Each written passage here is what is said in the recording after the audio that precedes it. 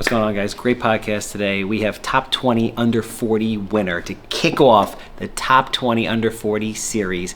Kenny Hirsch has an unbelievable story from being born on the kitchen floor to being paralyzed to being one of the top real estate agents on Long Island. You're not going to want to miss it.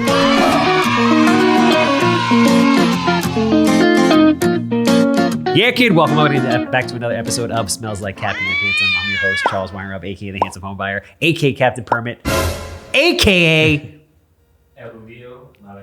Better, you're there. You're like 95% there. By next week, we'll be 100% back. Obviously, this podcast and every podcast is sponsored by Sarazola Cardinal Financial. Marcus, he's the fucking man, bro. He's a good dude. He is the man. He's also he's another deviant. Yeah. In the best way possible. But market getting a little funky, right? Still good, still there. Put out 4 houses last week, 4 houses the week before. All of them have offers. Most of them are gone.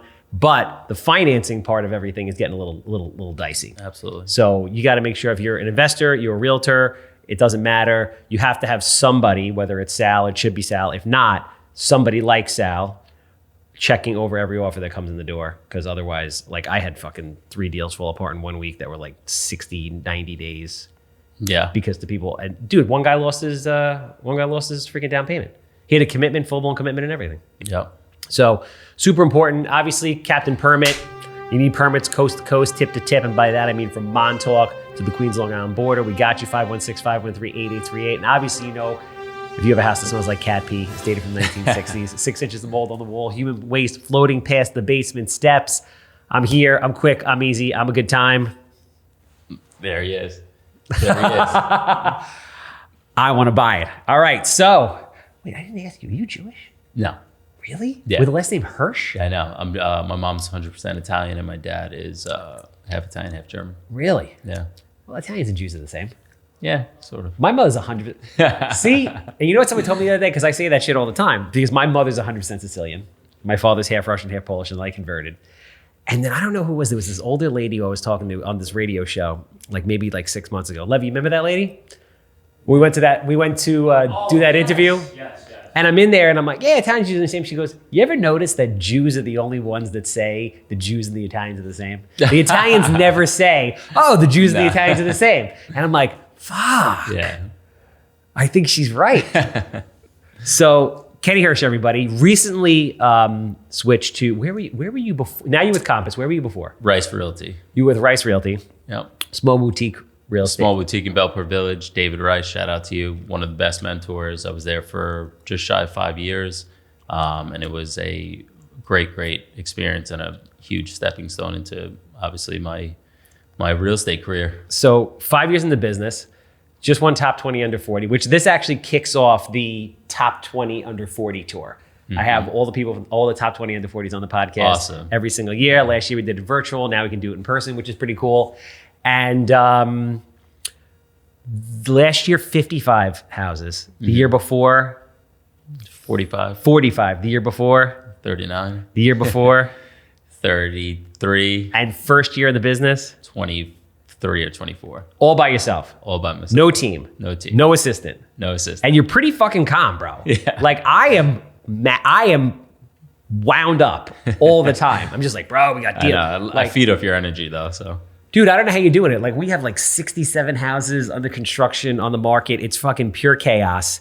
And every day I'm just like, how the hell are we going to try to wrangle this thing as best as possible? It's uncontrollable. How the hell are you selling a house a week? Like when you think about it like that, you're like, house a week, not a big deal. But for all intents and purposes, you probably have between listed and under contract to be sold, I would estimate an average of 15 houses active at any given moment. Yeah.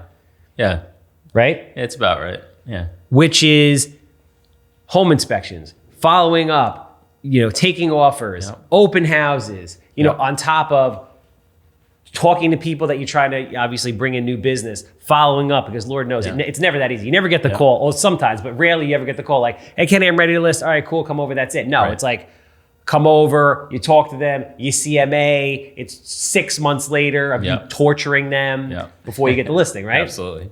So what the hell are you doing, man?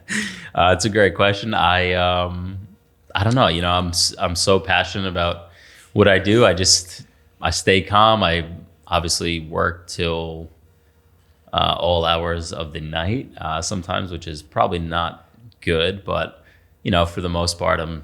Give me the rough, rugged, and raw, bro. You're giving me the presidential answer right now. Yeah. All right. You want the real version? I want the real version. There are some stressful days, but I grind, but I grind my ass off, and I truly love what I do, and it's just I love it. I mean, it's just in my DNA. Sales are in my DNA. Helping people is in my DNA. I just absolutely love it, and from the second I wake up, I'm just grinding. As every realtor says, we're putting out flames and fires every day, and that's truly the case. Again, I would call my broker almost every few hours with some kind of like, holy shit, this has gone wrong. This buyer backed out. This seller is backing out. Inspection went terrible. It was 3.5 hours. Inspector sucked. But you know, it's the nature of the business, and that's where. So obviously, you've had consistent growth over the last 5 years, and in an ascending market. Obviously, things are going to change, if not drop a little plateau. But I don't think that means a lot, you know, for realtors. I think there's people that are still going to be selling houses, so I don't think that really impacts anything other than, let's say, possible days on market, depending on how aggressive people get on pricing. Where's the business coming from? What are you doing? I get that. That's another awesome question. I get that question probably on a weekly basis from other realtors. They slide into the DM and say, I just need to know your secret sauce. What do you do? How do you generate so much business? And I'll say this now, I do not advertise at all. I've never spent $1 on Instagram, Facebook. Occasionally I do direct mailers after, you know, I sell a few houses in a neighborhood. Door knocking?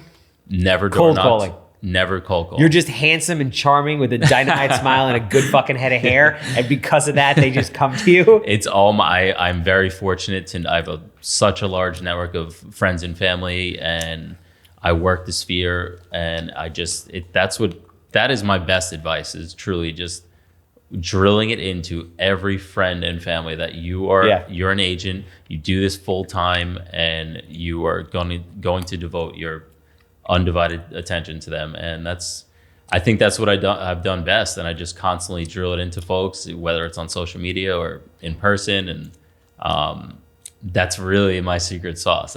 Believe it or not, it makes sense. Ironically, I had Gino Marino in here last week. Do you know Gino Marino? Yeah. First of all, best fucking name in the business. Yeah, Gino Marino. Gino Marino. I know. Super Italian, right? Great head of hair also. Now I'm starting to think like, so I think we need to put together a real estate rat pack. I said it to him. I was like, bro, we need a real estate rat pack. Yeah. I'm like, what's it going to look like? And you sitting here, I'm like, you're in. So the rat pack's obviously, what was it, 5 people? Yeah. All right, so there's 5 people in the real estate rat pack. It was like Frank Sinatra, Sammy Davis Jr., Dean Martin, and 2 other people. I don't know who the fuck they were. But we need a real estate rat pack, like a go out and party 5-guy real estate rat pack. So Patrick Dempsey, maybe, I don't know. Oh, in the no, he's too young. Yeah. No, it was like old, bro. It's like 50s. Oh, you're going back to the 50s. All no, right, it's just Sinatra. Sinatra was in the Rat Pack. My daughter loves Sinatra, by the way. Really? Yeah, loves it. Do you love Sinatra? I was gonna say, how did your daughter listen to Sinatra? Her mom plays it for her? Yeah, absolutely loves it. Shout out to little baby Ruby, cutest thing ever. So, I'm assembling the real estate Rat Pack. I think it's gonna be right now. I think it's me, you. If you're into it. Yeah. Gino Marino. Mm-hmm. I like Peter Grosso. He would be very fitting. Yeah. I feel like we need one more person. I feel like Peter is like Sopranos. Yeah, Sopranos, big Jack guy. Everybody loves him. If there's ever a problem. Who else would be another good fit? I'm trying to think of the squad. Just think about it. But what do you think of the real estate Rat Pack? I think it's a great idea. I think it would be an absolute menacing force. Yeah. Yeah. So that's 4 out of 5.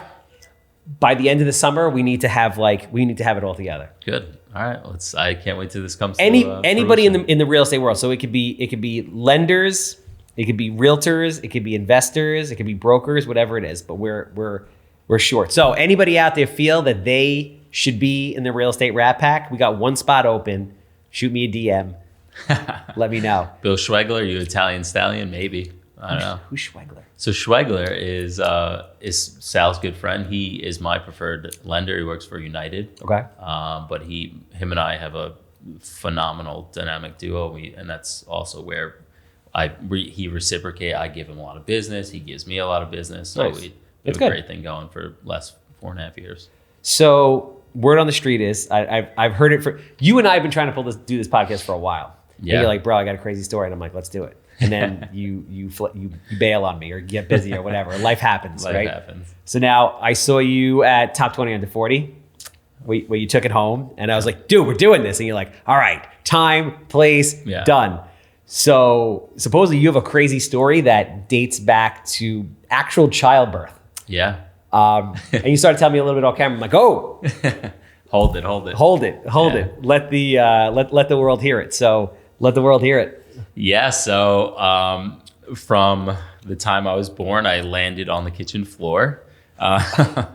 So I might have knocked a few screws loose, but my mom couldn't hold it. My father wasn't around. Fuck. Grandpa was there, and they just delivered right on the floor, cut the cord, and Right there. right there. Yeah. Where was this? In Patchogue, Falcon Avenue. Okay. So you grew up in Patchogue. Yeah, grew up in Patchogue. Yeah. Got it. And yeah, that was the first my first debut. And then where else do I go with it? I'll try to truncate this story and make a long story short. At 5 years old, my father left for prison for basically 20 years. Oh, this is a story, huh? Oh, this is a wild story. Holy shit. So we apartment hopped from 5 to 12. My mom she's literally a saint, a superwoman. We apartment hopped a bunch. Within that time, I met my best friend, Russ. Shout out to Russ Barone, best dude. And Chip Barone, I met him at 8 years old. He was racing BMX bikes. They got me into racing at Shoreham. Like racing where you like the jumps, Yeah. all that stuff. Have you ever been out to Shoreham Wading River? No. No? Okay. It's Bro, one of- I'm a Nassau guy. Sure, Oh, that's River right, might as well yeah. be like Philadelphia. But yeah, I got into racing, and then racing, Chip would drive, Russ's dad, Chip, would drive us all over the nation. We'd go and then we'd compete, and we would do very well. Moved on up to expert. That's like the highest class you could be in within your age. And then racing kind of parlayed into X Games type stuff, tricks and whatnot. And we probably stopped racing at like 14, 15 and just got into like trails, street, dirt. And that's when I started picking up some sponsors, started winning amateur contests. Amateur, what type of contests? Like trick? Skate parks, tricks, yep. Okay, so you're Dirt doing jumps. You're doing half pipes. Half pipes, dirt jumps at Jones Beach or South Street Seaport. Yeah, there was always these contests and Like backflips. yeah, all that stuff. You ever done a backflip? 360s, of course. Yeah. What is the process like to learn how to do that shit? You do it to you need a foam pit. you do it into the foam Yeah. pit? So Woodward Camp in Pennsylvania is great for that. Or Incline Club used to be in Jersey. Shout out to Scotty Kramer. That was an amazing place. They're dirty as hell, but they're imagine all that sweat just soaking into foam pits. But it's the best place to learn it. Or Resi, they have like soft landing box jumps where I never liked them. I truly don't like backflips at all. I would do more. I like to go high, go fast, some stylish tricks. But let me take it back a step. Within my riding career, I've broken 55 bones, airlifted twice, jaw wired shut. You really liked it, didn't you? Oh, I was Not getting hurt, but I the was actual a pure adrenaline junkie. Like whatever. If I was in a car, go kart, whatever it was, I growing up, I played baseball, hockey, basketball. I needed to go fast. I needed to do everything at full throttle, and I loved it. Yeah, like it was just So broken bone, no big deal, I'm back. exactly. And then 55 bones. first year of college, it was just I would travel a lot for riding, and Where'd you go? I just went to Suffolk just for a Okay. business degree, and because I was traveling, and I just kind of I knew my path was in with BMX, and I was just like I also just wanted a degree. And then there was a turn of events. In my downtime of not riding BMX bikes, I started riding YFC 450s, quads. Those things are fucking big. And they were gnarly at the time. It was the fastest quad out. And long story short, I was jumping a big jump. I flipped over, landed directly on my head. The quad landed on me, blacked out, woke up, and it honestly felt, mind you, this is like 8:30 at night. It felt like someone severed my head. All I could feel was my lips and my tongue. That's the only thing I could feel. And could you speak? I could speak barely. I was covered I had a full face helmet on, goggles. Some folks I was with took the helmet off, and I was all bloody, of course. And that was the first time it hit me that, holy shit, I never once thought about paralysis. And I was like, wow, I'm paralyzed. Wow. So the folks I was with gently took my helmet off.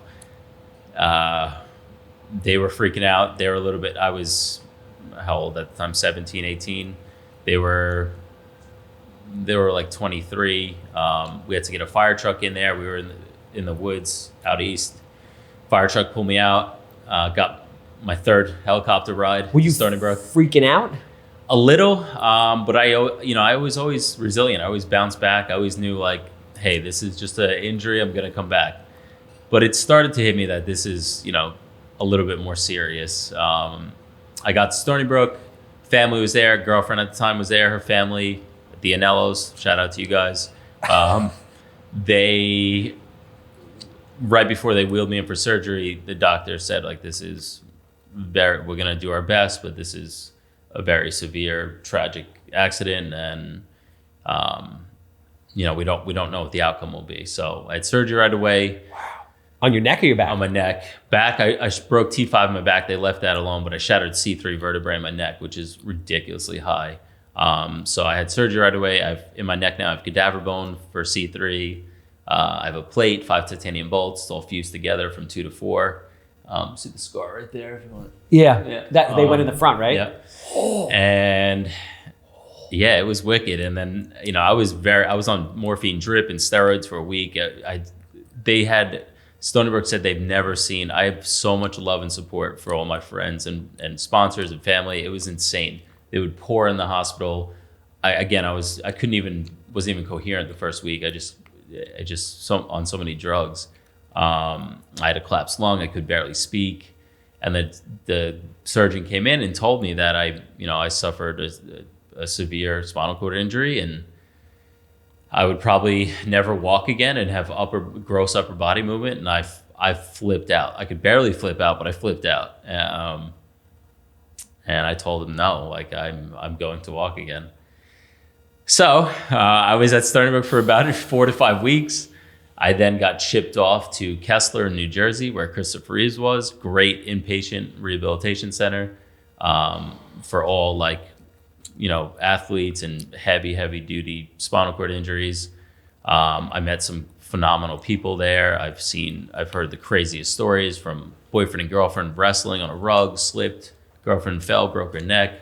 Obviously a lot of football injuries, diving into pools, broken necks, gunshots. You see it all. And it was like a college. I was in a room with 4 people screaming. It can be depressing. But I just would stay up every night and focus on, moving any limbs, toes, fingers.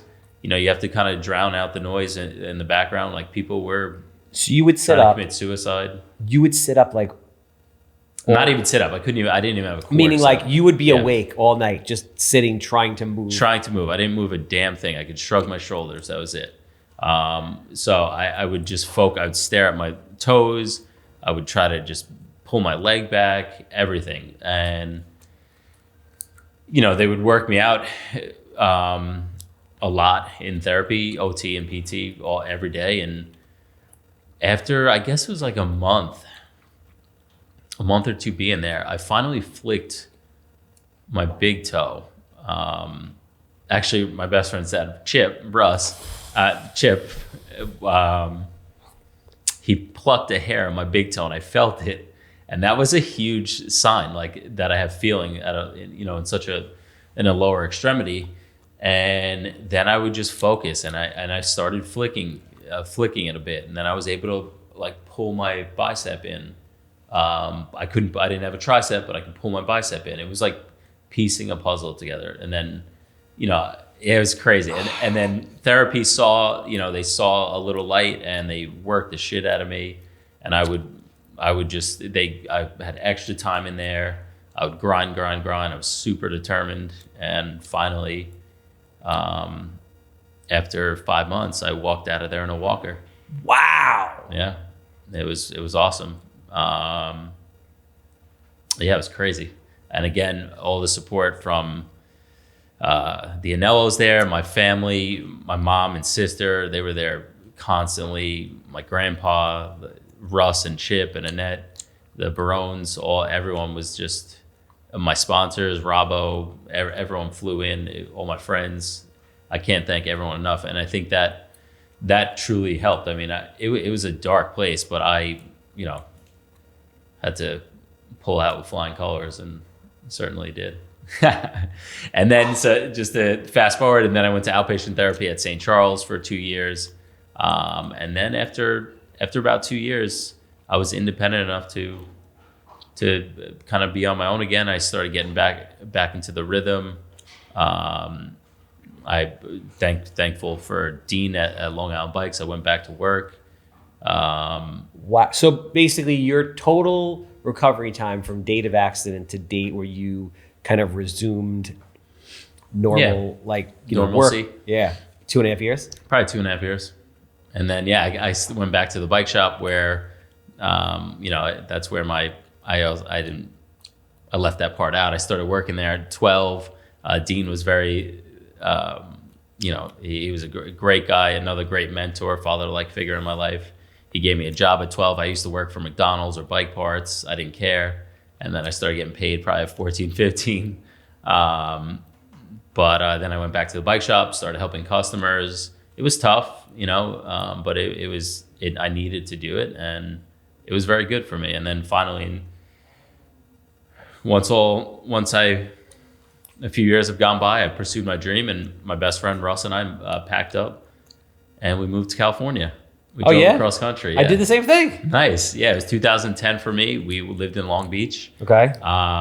Your dream was to live in California? I always while I was young, it's a fucking wacky place, right? Did you like it? I liked certain things about it. It is a gorgeous place. There's certainly some pretentious people, but there's also some great people, some great sites. Where did you live in California? Long Beach. Okay, so I lived in Mission Beach, San Diego. Yeah. So I did the same thing during my when I graduated from college. I'm like, fuck, I'm growing up. I need to run away from home. Plus, I was a surfer. Like, I competitively surfed around here. I didn't know that. Amazing. Yeah. Wow. So I was like, I used to go to Hawaii every year and surf for 3 weeks on the North Shore, and I was like, I want to move to California. I did not like California. I know. Amazing place. Like, it's a beautiful place. It is. And the weather, you have everything there, whatever. But like, traffic is LA's a different animal. Yeah, LA's a different animal. But I wasn't. It wasn't for me. But that's interesting. Yeah. So I landed a job that I've always wanted there with Volume and Demolition. I was an inside-outside sales rep. It's a big bike company. I did pretty well there. We lived there for about a year, and then I moved back. I worked from home, and then I realized I just didn't want to be in a basement by myself working. And so then I got a job at an advertising agency, Weiland. I was there for 4.5 years. Brought in a bunch of Fortune 50 to 500 companies. Their niche was print, and I traveled around, pitched to companies, and it was good. I loved it. That definitely. You don't have a fear of rejection, do you? Never. And that definitely. Always from birth? Yeah.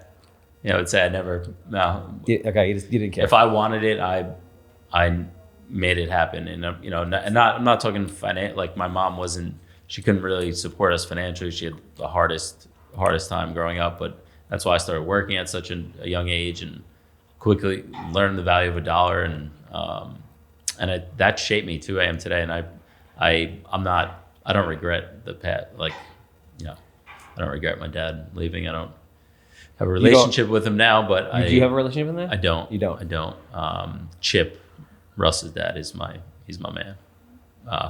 But yeah, it made me who I am today, and I think thanks, Mom. I think it made me a good person.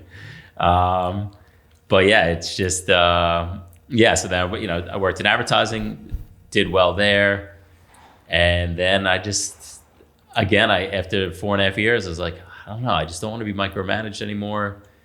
I just kind of wanted to have a little bit more freedom, get into real estate, they said. Sell houses, they said. Yeah, it's easy, they said. Yeah, you have plenty They'll of make tons of money, they said. Yeah. And then, I got my license. I just quit. Went to American Real Estate School, got my license, that 2-week crash course. And then, that's where my career started. And then I started interviewing at bigger companies, Douglas Elliman, this, that. And I realized I wanted a small boutique feel. I wanted hands-on training. I wanted to be out in the field. I didn't want to watch videos.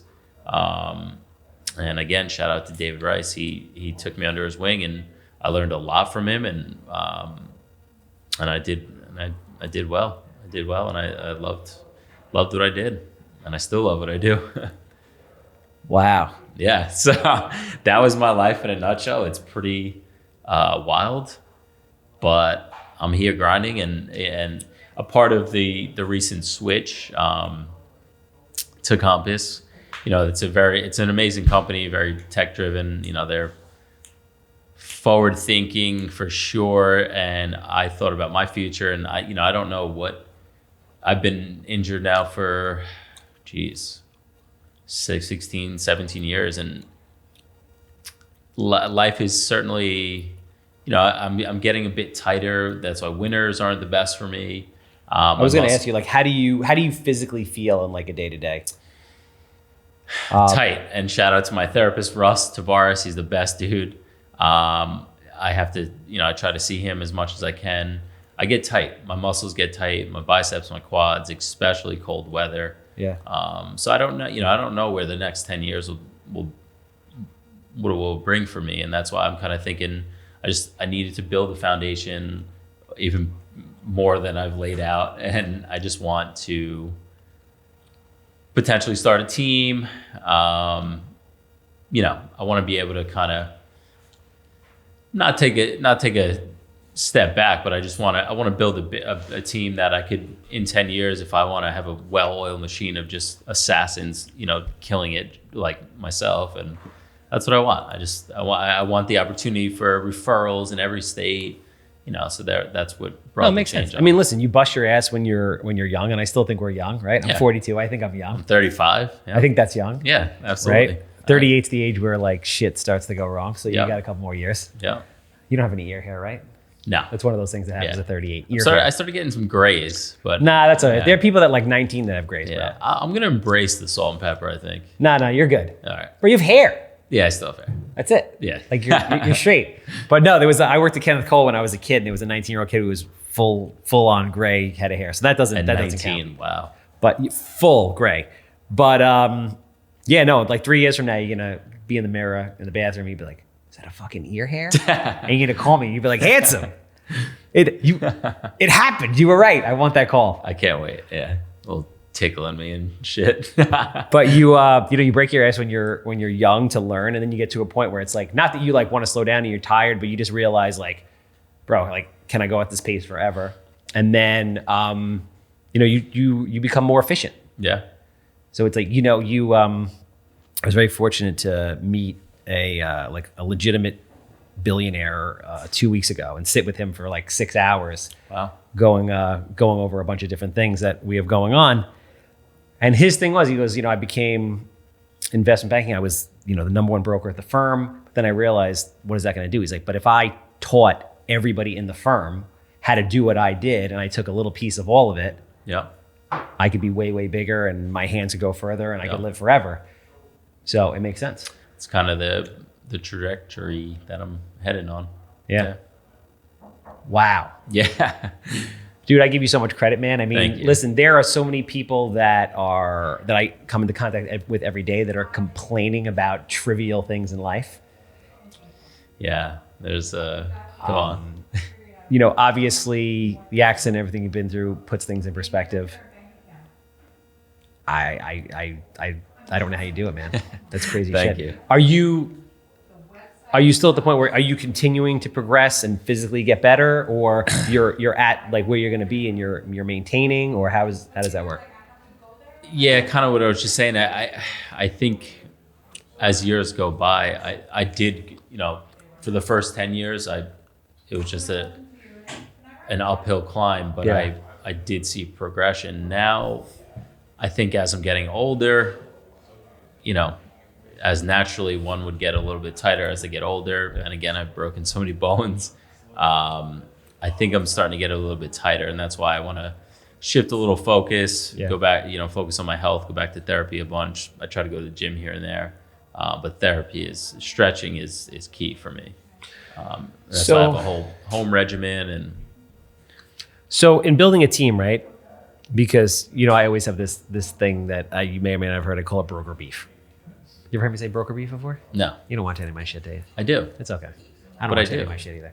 So I watch it. I have this thing called broker beef, where I just feel like the overwhelming majority of brokers and even team leaders, so I'd say like 99.99%, not everybody, because there's a few select people that I think are really great, but they're not giving the agents what they need. They're not giving them the education to get them a certain level. They're not giving them the day-to-day, Right. tools that they need and support that they need. I feel like as a realtor, you're just kind of like, oh, you have this license, you're thrown into it, go figure it out. Yeah. Where essentially you're really running your own business, which nobody teaches you how to do. Right. I didn't learn how to do it I went to 3 different colleges. I didn't learn how to do it. I went to, high school in a nice area. I didn't learn how to do it. So, what do you see kind of lacking in the broker and team space? And then if you were to eventually open a team, what would you do different? Well, I think, when you build a team of 20, 30 people, I think that can get hard and tricky. And from what I'm hearing, it's, you don't want to feel like just a number, and you want to be able to, I don't want that. I want to be able to, obviously we all have our own shit going on, but I want to be able to answer them as much as I can in a timely manner. I want to be able to spearhead them and give them the best guidance and what I've learned over the years. And I guess, it's really just not for me. I don't think I've ever won a team of like 15, 20. I want to keep it tight, maybe 5 at most, and just be able to be there for everyone and mentor them and train them and educate and just, I just got to be able to support them really. And I don't want them to feel like, they're not getting that. So I think for me, it's really just managing a smaller, well-trained, just heavy hitters that want to crush it, that are driven, motivated, and that I could be there for, like you ultimately said, maybe not to take the back seat, but to have folks that are really representing myself and my brand and just absolutely crushing it and servicing everyone the way they need to be serviced. No, it makes sense, man. It's just so. What do you think? Like, what would you say to new agents that are coming into this? So you've been in the game for 5 years. Almost, yeah. So market on the way up, had a little dip with COVID, but right after that was like a 3-month stall and then just took off like a rocket. Yeah. And it was just like everyone's holding on for dear life. What do you recommend to new agents that are coming in right now? Where do you see the market going? What is kind of your plan as a go forward? Do you think this is going to affect agents? Do you think a lot of people are just going to leave the business, but they weren't doing business to begin with, so it doesn't really matter? How do you survive in a turbulent market? What's your plan? Yeah, that's a good question. Everyone, there's so many speculations out there right now of where the market's going. I don't think it's going to crash like in 2007, 8. I mean, it's not. We have there's just too much demand and we don't have enough inventory. Obviously, everyone's heard this spiel. So I think it's just, I'm seeing, like you said, over the last few weeks, everything I've listed, it's nowhere near as crazy. It doesn't have, whether you would have 20 offers, 15 offers. Now I have, under a handful. It's also like, I think people, and I was thinking about this the other day, and I want to get your opinion on it. And I'd have to look at like the year-over-year numbers on this. I don't have them from what we do, but like the summer is historically slower. And especially, you're coming into June, July. Right. It's July 4th. It's graduations. It's all that stuff. Sure. I kind of remember every year being like, yo, what's going on in the summer? Be like, oh, it's summer. People are like going on vacation. Oh, COVID's over, whatever. Now people can travel. I think that has a lot to do with it as well. I mean, obviously, listen, rates went from fucking 2 to 6. Yeah. So that's a big deal. That's a big difference. That's definitely a big deal. I mean, I've been checking the absorption rate numbers, and there's still like no inventory. I think right now it's 1.8 months worth of inventory in Suffolk as of today, and 2.2 months worth of inventory in Nassau, which is nothing. Right? And I'm seeing a lot of people come through. I don't see people as quick to pull the trigger as they used to. Yes. I think there's just so much instability that people are kind of like, what goes on? Like, I have a lot of people that are saying like, I'm going to wait for the rates to go down. And like, I don't think the rates are going down. I don't know. I think they're going to go up, but like the Fed's been dropping every single day. So it's fucking, it's confusing. It is. And my advice to all my first time home buyers that say like, should we wait for rates to drop? It's honestly no. It's like no, because you could refinance later. You could five. What are they at right now? Maybe 5.5. Historically speaking, it's actually very low. Not bad. Very low. So when your parents bought a house, it was 14%. Historically, over the last 30 years, the average is 8%. I was gonna say probably 7 or 8. Yeah. So I mean, 5.5 is low, man. Yeah. And you could buy rates down and all that. Exactly. So I think it's still a good time to buy, but just to take it back for what you said on new agents. Yes, over the last few years, everyone saw just green in real estate, and everyone and their mother got their license. And I, quite frankly, think it's too easy to get your license. I think they need to make it a little bit harder. But yes, I do think a lot of those folks will drop off. And then for new agents, my best advice is, you really, if you want to be somewhat successful, I had a part-time job my first 3 months while in real estate, and I quickly realized that you have to be at everyone's beck and call. You have to be, like you said, you have to be an inspection, you have to be an appraisal. It's all or nothing. So after 3 months, I was like, you know what, you have to go full-time.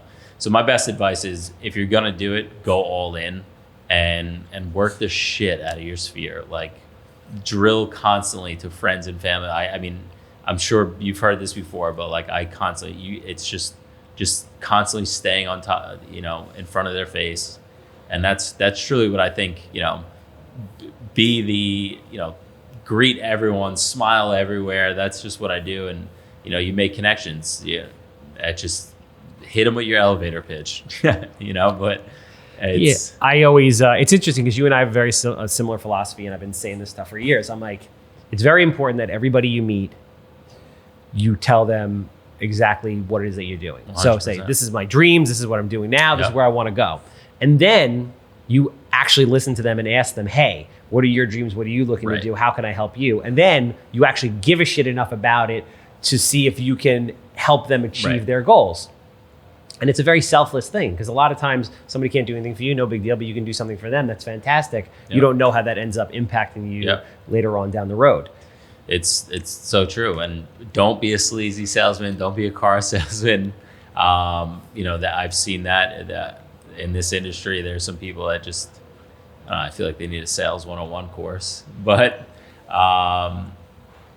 truly care, what you just said, truly care and listen to your clients' wants and needs. And you'll be successful, I think, somewhat. But yeah. Now, listen, man, I appreciate you coming on. Thank you very much. Top 20 under 40, extremely impressive career. I mean, insane comeback story. Thank you. And you're still very young. You have a lot of time. So I'm excited to, have met you and connected with you, and excited to see what goes on in the future. Best of luck at Compass. And maybe we're foreshadowing a possible team in the future. Maybe. It might be a little bit more than foreshadowing. So listen, if anybody is interested, obviously, in buying a house, selling a house, or having the conversation about being part of what you do in a team capacity, how do they find you? How do they get in touch with you? You could reach me at Kenny Gets Homes on Instagram. That is the handle. Or 631-902-6266. Hit me up. And thank you so much to this handsome gentleman with his beautiful fedora for letting me come on and speak today. Nah, I appreciate it, man. It's great to connect. Like I said, we need one more person to round out the real estate Rat Pack. We're going to brainstorm on this. And if you're out there and you're thinking that you might be a good fit, definitely DM us. Obviously, if I have a house that smells like cat pee, I want to buy it. 516-777 sold. The captain's got you back. And we just put on the Hampton Home Buyer website. If you have buyers that are looking for properties, we have sections of what's listed for sale. We have sections of stuff that is under construction coming to market. So kind of a cool new thing that we're playing around. So you go to handsomehomebuyer.com, Handsome's Homes, 3 different categories of under construction, on the market, and recently sold. Check it out. Awesome. Later, guys. We're done.